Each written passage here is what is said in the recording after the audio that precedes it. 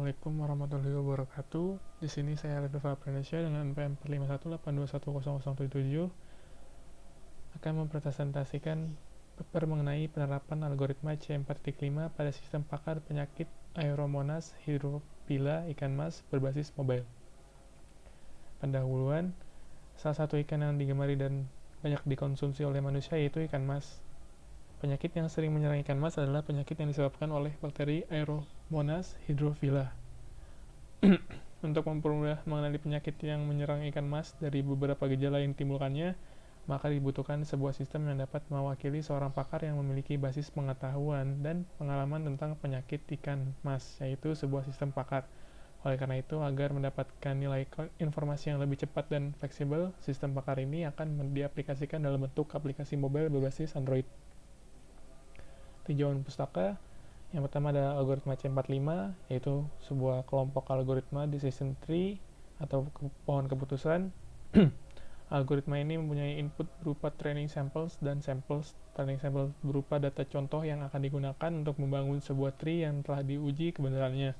Sedangkan samples merupakan field data yang nantinya akan digunakan sebagai parameter dalam melakukan klasifikasi data. Berikut ada rumus entropi.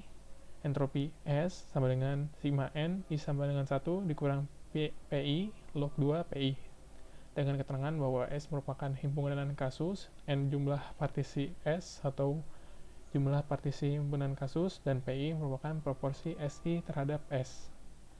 Lalu ada mencari nilai gain dengan rumus gain S, A entropi S kurang entropi sigma N I sama dengan 1 nilai mutlak SI dibagi S dikali entropi SI, dengan keterangan bahwa S adalah himpunan kasus, A adalah fitur, N jumlah partisi atribut A, nilai mutlak SI sama dengan proporsi SI terhadap S, nilai mutlak S sama dengan jumlah kasus dalam S. Lalu ada sistem pakar. Menurut Tolle tahun 2008, sistem pakar atau expert system merupakan sebuah program komputer yang dirancang untuk memodelkan kemampuan menyelesaikan masalah spesifik seperti layaknya seorang pakar atau human expert.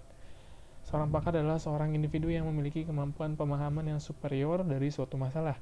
Sistem pakar biasa disebut dengan knowledge-based system, yaitu yang bekerja dengan pengetahuan atau knowledge dan metode analisis yang telah didefinisikan terlebih dahulu oleh pakar.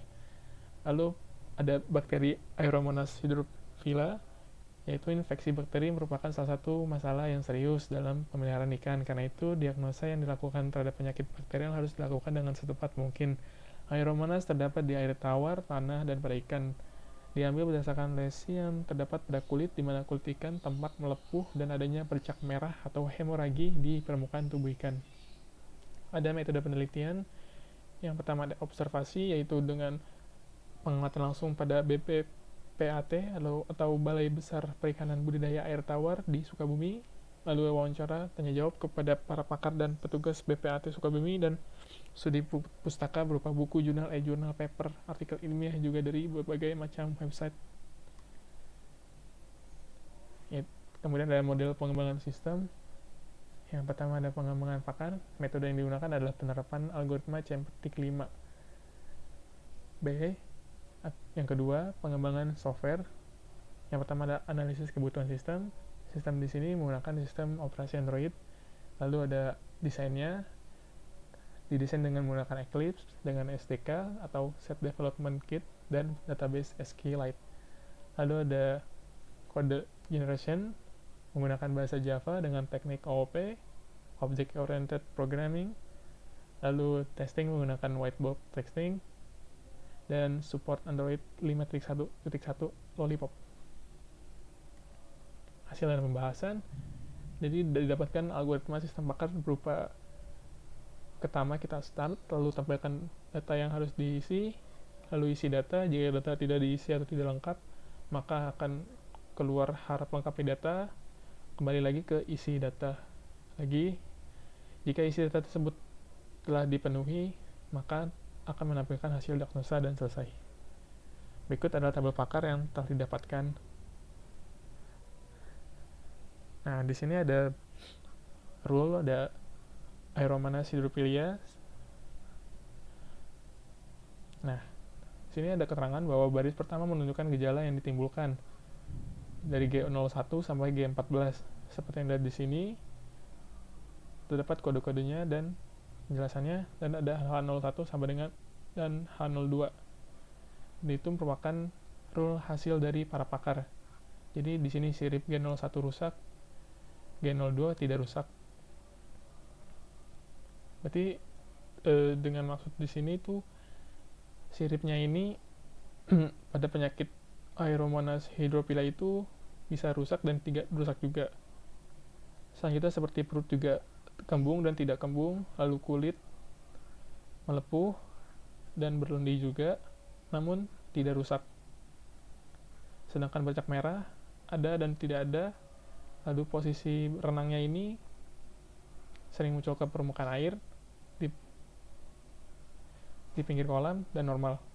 Dan insangnya ada lukanya juga, namun juga ada lukanya.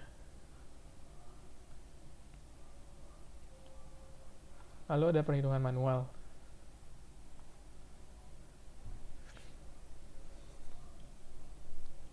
Pertama-tama kita mencari entropi dulu, entropi totalnya. Cara mencarinya sebagai berikut. Pertama, entropi total min 46 per 87 dikali log 2 46 per 87 ditambah min 41 per 87 dikali log 2 41 per 87. Nah, 46 ini merupakan dari jumlah kasus yang terinfeksi bakteri Aeromonas, sedangkan 41 ini merupakan jumlah kasus yang tidak terinfeksi. Maka didapatkan hasil 0,997616. Lalu kita mencari yang not 1, yaitu sirip. Nah, untuk yang rusak terdapat jumlah kasus terdapat 43, yang terinfeksi terdapat 27 dan tidak terdapat 16, dengan entropi 0,952266. Cara mencarinya sebagai berikut. Untuk entropi yang rusak, min 27 per 43 dikali log 2 27 per 43 ditambah min 16 per 3 dikali log 2 16 per 43 menghasilkan 0,952266. Nah, 27 nya ini dari bakteri sirip rusak yang terkena bakteri Aeromonas ini, sedangkan 43 merupakan total kasus dari sirip yang rusak, dan 16 ini merupakan yang tidak terinfeksi bagi sirip yang rusak. Maka didapatkan hasil 0,952266. Lalu ada entropi yang tidak rusak, sirip yang tidak rusak. Di sini min 19 dibagi 44 dikali log 2 19 per 44 ditambah min 25 per 44 dikali log 2 25 per 44. Angka 19 ini didapat dari sirip tidak rusak namun terinfeksi oleh bakteri Aeromonas. Angka 44 di sini didapat dari jumlah kasus yang tidak rusak siripnya. Lalu angka 25 ini didapat dari sirip yang tidak rusak namun tidak terinfeksi juga oleh bakteri Aeromonas. Maka didapatkan entropi sebesar 0,986545. Untuk mencari gain totalnya, nah, di sini kita memasukkan gain entropi totalnya dulu dikurang gain dari entropi yang rusaknya ini 43 tadi, total kasus yang rusak dibagi 87 atau total kasus seluruhnya dikali 0,952226 nih merupakan hasil dari entropi rusak, terus ditambah 44 per 87 dikali 0,986545. 44 ini yang tidak rusak itu total kasus yang tidak rusak, 87 di total semua yang rusak, total kasusnya dikali 0,986545 yaitu hasil dari entropi yang tidak rusak, maka didapatkan hasil 0,028013981. Dan begitu juga dengan selanjutnya. yaitu perut, kulit, bercak merah pada tubuh, posisi renang, dan insang. Lalu terdapat rule pada pakar. Yang pertama, R1 jika kulit normal maka tidak. Yang kedua, R2 jika kulit melepuh dan bercak pada tubuh tidak maka tidak. Yang ketiga, R3 jika kulit melepuh dan bercak pada tubuh ya, maka ya, terinfeksi. R4 jika kulit berlendir berlebih dan perut tidak kembung dan sirip tidak rusak, maka tidak. Yang kelima, R5 jika kulit lendir berlebih dan perut kembung dan sirip sirip rusak, maka ya. Yang keenam, R6 jika kulit lendir berlebih dan perut kembung dan sirip tidak rusak dan posisi renang sering muncul ke permukaan air, maka ya, terinfeksi.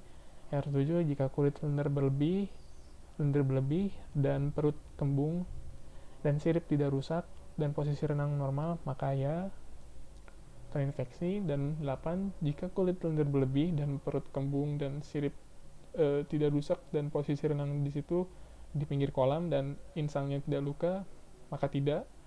Yang ke-9, R9 jika kulit lendir berlebih dan perut kembung dan sirip tidak rusak dan posisi renang di pinggir kolam dan insang luka, maka ya, terinfeksi. Yang ke-10 ada R10 jika kulit lendir berlebih dan perut tidak kembung dan siripnya rusak dan posisi renangnya di pinggir kolam, maka ya, terinfeksi. Yang ke-11 ada R11 jika kulit berlendir lebih dan perut tidak kembung dan siripnya rusak dan posisi renangnya sering muncul di permukaan air, maka ia terinfeksi. Dan yang ke-12 ada R12 jika kulit lendir berlebih dan perut tidak kembung dan siripnya rusak dan posisi renang normal, maka tidak terinfeksi. Lalu ada pohon keputusan pasar dari hasil penghitungan sebelumnya, maka didapatkan pohon keputusan pasar berikut. Jika misalkan kulit normal, maka tidak terinfeksi. Misalkan kulit lendir berlebih, maka kita ke perut. Nah, perutnya ini kembung. Misalkan kembung, kita ke siripnya misalkan rusak, maka terinfeksi. Jika tidak rusak, maka kita cek posisi renangnya. Nah, di posisi renangnya ini, misalkan di pinggir kolam, kita cek lagi insangnya. Jika insangnya luka, maka terinfeksi. Jika insangnya tidak luka, maka ada kemungkinan terinfeksi. Lalu jika sering muncul ke permukaan, maka kemungkinan besar terinfeksi.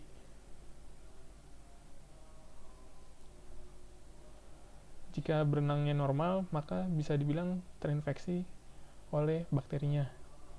Lalu kita kembali lagi ke perut. Misalkan perutnya tidak kembung, kita periksa siripnya. Jika siripnya rusak, kita cek lagi seperti tadi posisi renangnya. Jika di pinggir kolam, maka ya, terinfeksi. Jika sering muncul ke permukaan, maka bisa dikatakan tidak terinfeksi. Namun jika normal, maka ya, terinfeksi. Nah, siripnya jika tidak rusak, maka tidak dikatakan terinfeksi. Lalu kita kembali ke kulit lagi. Misalkan kulitnya melepuh, terus kita cek apakah ada bercak merah pada tubuh. Jika tidak, maka tidak terinfeksi. Jika iya, maka terinfeksi. Berikut interface-nya. Untuk menggunakannya, kita misalkan konsultasi, lalu akan muncul diagnosanya. Kita masukkan kriteria-kriteria berikut. Lalu kita pencet diagnosa. Dan kemudian akan menampilkan hasilnya. Kesimpulannya, berdasarkan hasil penelitian mengenai perancangan serta pembuatan aplikasi sistem pakar untuk diagnosa penyakit Aeromonas hydrophila pada ikan mas menggunakan algoritma C4.5 yang dilakukan, maka dapat disimpulkan bahwa sistem ini dapat menganalisis apakah ikan terinfeksi penyakit Aeromonas hydrophila berdasarkan gejala-gejala yang dimasukkan oleh pengguna. Pembuatan sistem pakar ini berbasis mobile. Ini juga dapat memudahkan para peternak ikan mas untuk mengetahui penyakit dengan mudah tanpa konsultasi. Sekian presentasi dari saya. Kurang lebihnya mohon maaf. Jika ada saran dan kritik ataupun pertanyaan, bisa disampaikan di kolom komentar. Kurang lebihnya mohon maaf. Wassalamualaikum warahmatullahi wabarakatuh.